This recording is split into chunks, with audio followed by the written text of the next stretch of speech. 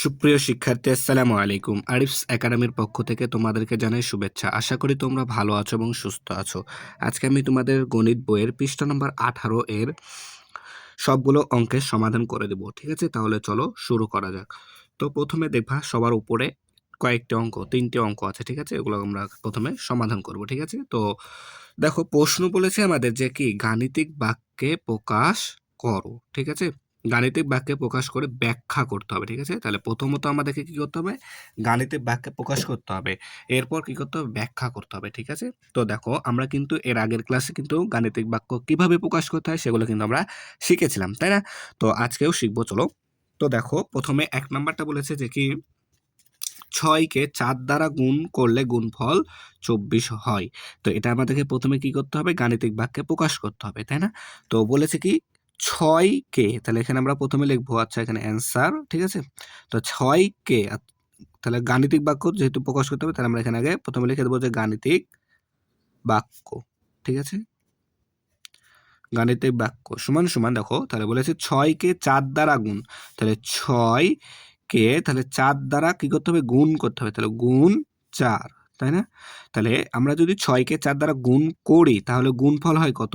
24। তাহলে আমরা এখানে লিখতে পারি যে সমান 24, তাই না? তাহলে দেখো এটা হচ্ছে কি আমাদের গাণিতিক বাক্য, 6 গুণ 4 সমান 24, তাই না? এখন বলেছে কি ব্যাখ্যা করতে হবে। তো ভাইয়া দেখো ব্যাখ্যাটা এমন হবে যে আমরা কি জানি 6 ঘরের নামতা যদি আমরা পড়ি তাহলে দেখো 4 6 কিন্তু 24ই হয়, তাই না? তাহলে কিন্তু এই বাক্যটি কি আমাদের সত্য, তাহলে গাণিতিক বাক্যটি কি সত্য, তাই আমরা এটা লিখবো যে কি এটি সত্য। ঠিক আছে, এটাই ব্যাখ্যা। ঠিক আছে, তাহলে কি এটি সত্য, তাই না? 6কে 4 দ্বারা গুণ করলে কি আমাদের 24ই হয়, তাহলে এটা কি সত্য? অবশ্যই। এরপর দেখো 2 নাম্বারটা, তাহলে বলেছে 25 ও 4 এর যোগফল 30 থেকে বড়। আচ্ছা দেখো 25 ও 4 এর যোগফল, তাই না? তাহলে আমরা অ্যান্সার গাণিতিক বাক্য, তাই না? গাণিতিক বাক্য সমান সমান, দেখো 25 ও 4 এর যোগফল, তাহলে 25 যোগ 4। ঠিক আছে, তো বলেছে 25 ও 4 এর যোগফল 30 থেকে বড়, তাহলে আমাদের এদিকে হা করে থাকবে, তাই না? যেদিকে বড় হয় সেদিকে হা করে থাকে, আর এখানে 30 চলে আসবে। তাহলে এটা দ্বারা আমরা বুঝছি কি যে কি 25 যোগ 4 অর্থাৎ 25 ও 4 এর যোগফল 30 থেকে বড়, এটাই বলেছে এখানে। তো দেখো এখন এটার ব্যাখ্যা কি?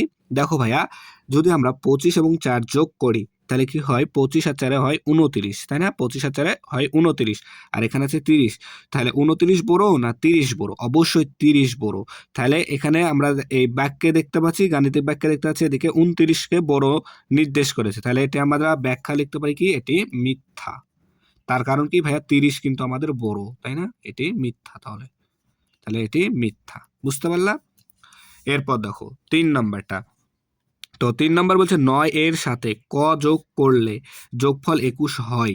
তাহলে 9 এর সাথে ক যোগ করলে যোগফল 21 হয়, তাহলে কার সাথে? 9 এর সাথে, তাই না? তাহলে আমরা প্রথমে আগে গাণিতিক বাক্য এটা লিখে নিই। গাণিতিক বাক্য সমান সমান 9 এর সাথে ক যোগ করলে, তাহলে 9 যোগ ক সমান সমান কত হয়? যোগফল 21 হয়, তাহলে 21। তো দেখো ভাইয়া এখানে 9 যোগ ক সমান 21 হয়। এখানে এই যে এপারে 21 হবে, তাই না? যোগফল যে 21 হবে, এই যোগফলটা 21 হওয়া কার উপর নির্ভর করছে? এখন ভাইয়া দেখো ক এর উপর কিন্তু আমাদের নির্ভর করছে, তাই না? এই 21 হওয়া নির্ভর করছে আমাদের ক এর উপরে, তাই না? তাই আমরা এটা লিখতে পারি কি যে ব্যাখ্যাতে আমরা লিখতে পারি এটির সত্য মিথ্যা, সত্য অথবা মিথ্যা নির্ভর করে, নির্ভর করে ক এর মানের ওপর, তাই না?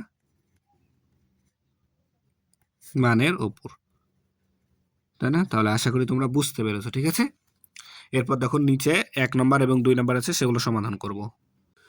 তো দেখো এবার এক নাম্বারটা সমাধান করি নিচে, ঠিক আছে। বলছে নিচের খোলা বাক্যগুলোর অজানা মানগুলো বের করি। তাহলে অজানা মানগুলো বের করি যেন বাক্যগুলো সত্য হয়, ঠিক আছে, যেন বাক্যগুলো কি হয়, সত্য হয়। তো দেখো এখানে 1 নম্বর বলছে একটি চতুর্ভুজের ক সংখ্যক বাহু আছে। তাহলে এখানে কটা হচ্ছে অজানা, তাহলে এই অজানার মানটা আমাদেরকে বের করতে হবে, তাই না। তো দেখো ভাই আমরা যদি একটা চতুর্ভুজ আঁকাই, তাই না, তো দেখো আমাদের চতুর্ভুজ কিন্তু এরকম, তাই না, এটা হচ্ছে কি আমাদের চতুর্ভুজ।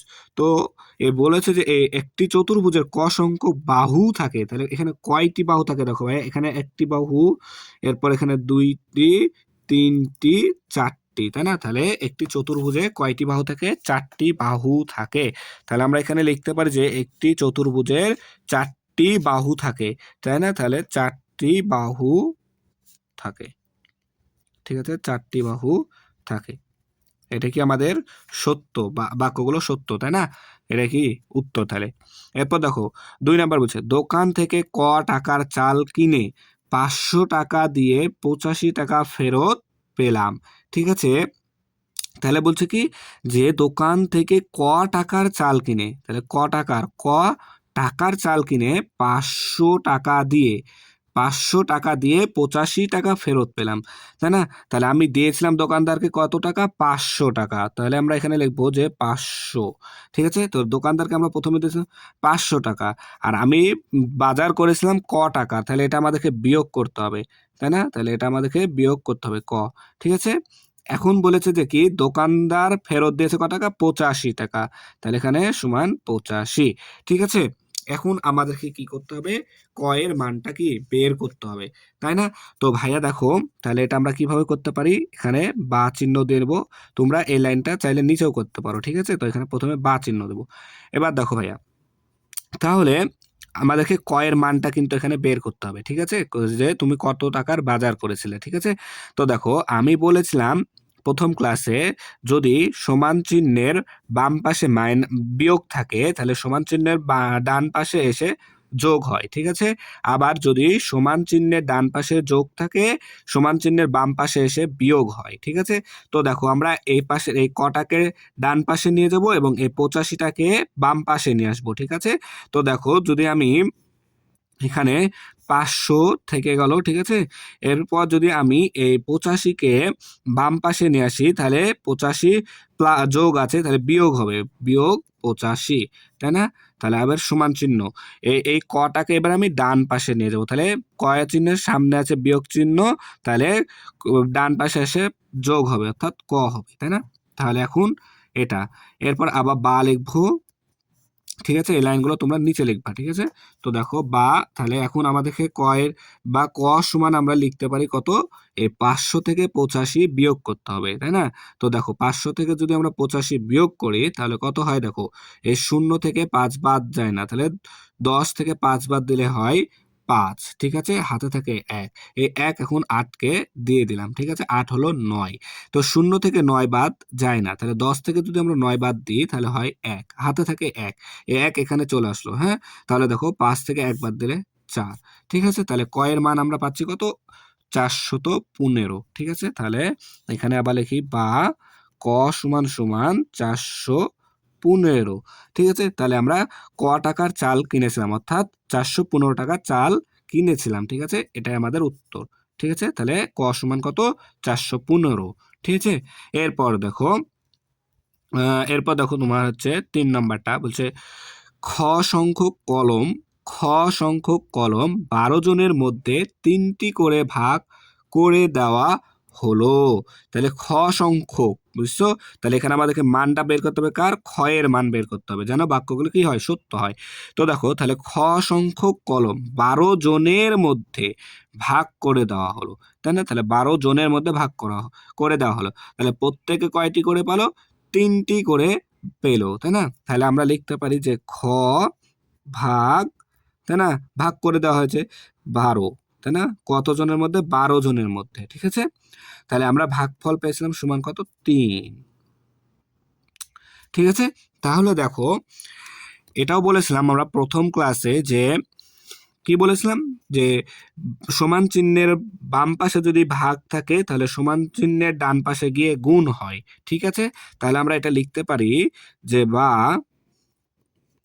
খ সমান সমান, দেখো তাহলে সমান চিহ্নের বাম পাশে 12, এর পাশে 12-র পাশে কি আছে ভাগ চিহ্ন আছে, তাহলে এই 12 ও পাশে যে কি হবে বা ডান পাশে যে কি হবে গুণ হয়ে যাবে, তাই না? তাহলে আমরা এখানে লিখতে পারি 3 আছে, এই যে 12 সামনে ভাগ আছে, তাই এ পাশে এসে গুণ হয়ে যাবে, তাহলে গুণ 12, তাই না? তাহলে দেখো এখন যদি আমরা 12-কে 3 দ্বারা গুণ করে দিই তাহলে কিন্তু আমাদের উত্তর চলে আসবে, বা তাহলে খ সমান সমান তাহলে 3 × 36, তাই না? তাহলে দেখো খ এর মান কিন্তু আমরা পেয়ে গেলাম যে 36, তাহলে 36 সংখ্যক অর্থাৎ 36টি কলম 12 জনের মধ্যে মধ্যে 3টি করে ভাগ করে দেওয়া হলো। ঠিক আছে, তাহলে 36টি কলম আমরা যদি 12 জনের মধ্যে ভাগ করে দিই তাহলে প্রত্যেকে 3টি করে কলম পাবে, এটাই আমাদেরকে প্রশ্নটি দ্বারা বোঝাচ্ছে। ঠিক আছে, তাহলে আশা করি তোমরা বুঝতে পেরেছো। ঠিক আছে, এরপরে 2 নাম্বারটা সমাধান করি, চলো দেখো। তাহলে আমরা এখন 2 নাম্বারটা সমাধান করব। ঠিক আছে, তো দেখো গ এর মান এমন একটি মান নির্ণয় করো, গ এর এমন একটি মান নির্ণয় করি যেন বাক্যটি কি হয় সত্য হয়। ঠিক আছে, তাহলে আমাদেরকে গ এর মান নির্ণয় করতে হবে। তো এগুলো তো খুবই সহজ, দেখো আমরা কিভাবে করব। তাহলে প্রথমটা ধরো সমাধান করছি, এখানে তাহলে বা চিহ্ন দিতে হবে, তার কারণ কি এখানে একটা সমান চিহ্ন আছে, তাই আমরা এখানে বা চিহ্নটা দিয়ে নিলাম।